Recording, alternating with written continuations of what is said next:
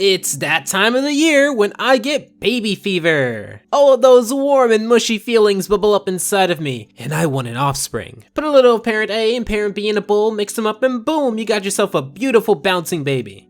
Oh, what's that? What? We have a new baby on the way. Oh my god, I'm not ready. Alright, show me the baby.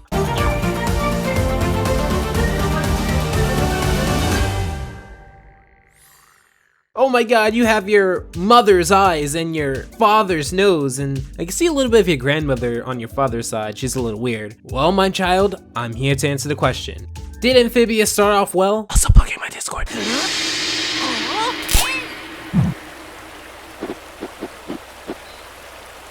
For those of you who don't know, Amphibia is a Disney television animated series that revolves around a world full of marshlands and talking frog people. The show seems to skew towards an old-timey aesthetic, giving us a very fantasy-adjusted feel to common life. Larger-than-life bugs, common furniture being replaced or used in a different way, and the food being bugs because frogs. Why did you poke the frog?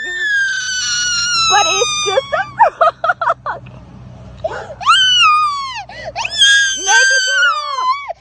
This episode here starts off with a tease towards the main character, 13-year-old Thai American Anne, who, as we've seen a lot of in the trailer, seems to be magically teleported into this world with no way out, having to adjust to her new life. It's unfortunate that her first interaction, as far as we know, had to be with Wally, who is described by both the Wikia page and the Wikipedia page as town vagrant. What's that?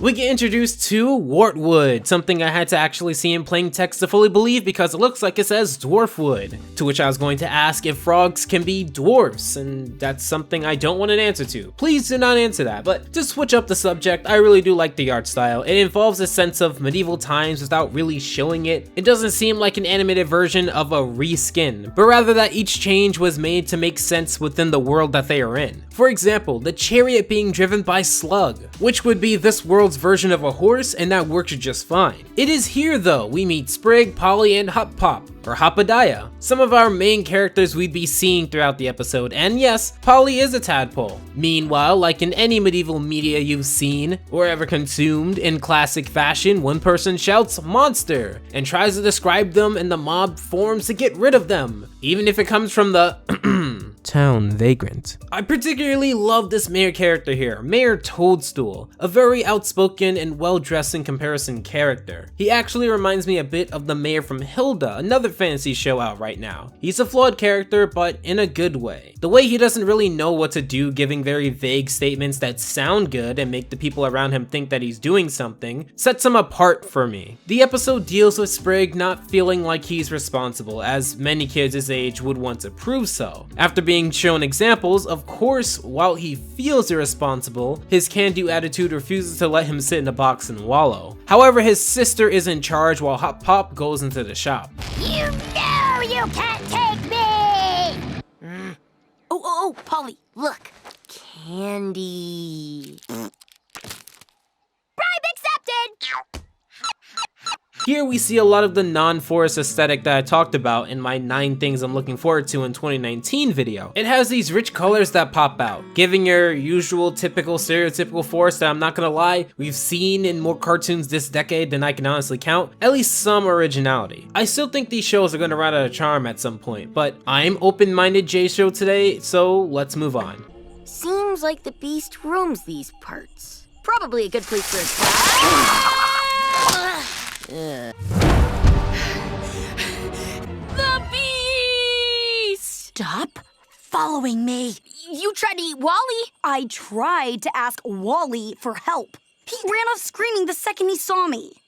that does sound like Wally. Stop following me, even though I've followed Wally to get directions on how to get out of here. I love you, Anne, but you can't have it both ways. Her character, as is, tells me quite a bit of things. I'd like to assume, and this is the only episode I watched to give you my impressions before I really sink my teeth into the show, that she's in middle school, if her shirt logo means anything. She lost a shoe somewhere, and is very dirty, which suggests to me that she's been out in the wilderness for quite a bit, at least half a day by the show's logic so far. And also, her going back to save Sprig was a well-needed scene. As from this point, I want to make that clear, watching this episode without seeing the ending yet, I did see Anne as a little bit of a jerk, as she is in their territory. Now yes, this isn't how I feel now, and yes, this does feed into her portrayal of being a beast. Having her come back to save Sprig also shows that Sprig isn't tough enough to get out of his own situations, something that will come up later in this episode. I also want to bring up something that is a little bit more subtle. You saved me. You're not a beast at all. You're a hero. An ugly, ugly, ugly hero. Call me ugly again and maybe I will eat you. Ha!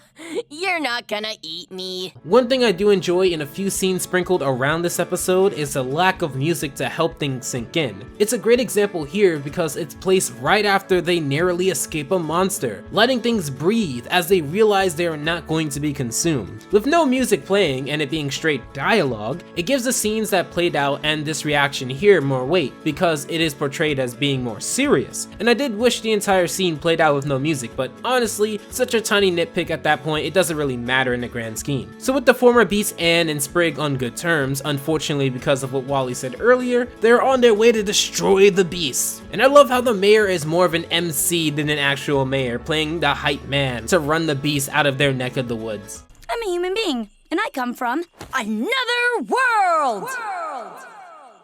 One minute I was in my world, and the next thing I knew I was here. I don't know how to get home, or if I even can go home. So, yep, that's my story. I wonder if this is the exact pitch that Matt gave to the Disney execs. So as they connect, we can't have too much exposition dumped. That's for season 4, episode 32. They get interrupted by said angry mob and also some mantises. Mantisae, mantees, multiple creatures depicted to be a fantastical praying mantis. You know, let's go with that last one. It also has this pretty cool action sequence where in a repeat of earlier events, Sprig saves Anne, and they both take down the monster. And I'll give it this, I think this final action sequence was much better than the first episode of Mau Mau. At least here it seemed to be clear on which side of the fence they're on, regardless of whether it's detailed photos in a very light sequence or very heavy sequences that are dialogue driven. Clarity for me is a really big thing, guys. Also, every time this mantis screeches, it sounds like a dragon, and oh my god, it just clicked. Is this the dragon of this land? I knew it was medieval. Anyway, town saved, they now switch back over to the beast. Well, now that that's settled, what the heck we gonna do with this thing? Maybe we ought to run it out of town just to be safe. Let it be someone else's problem.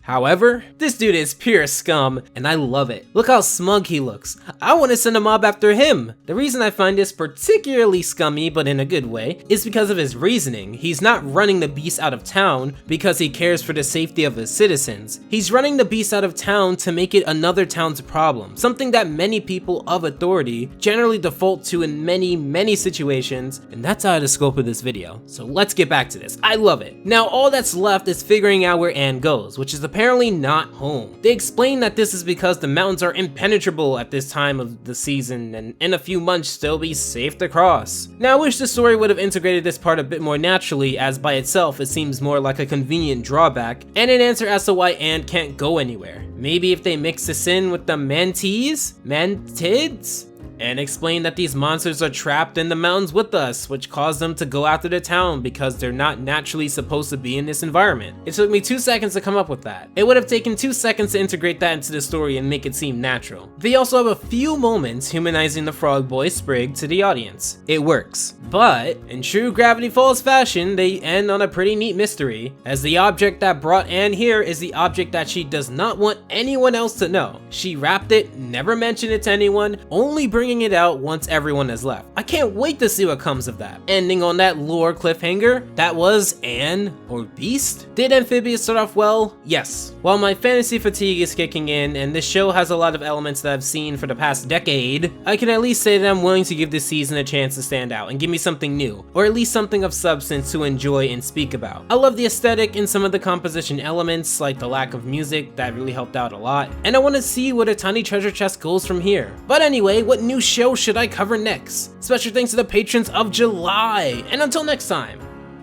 take care. Alpha out.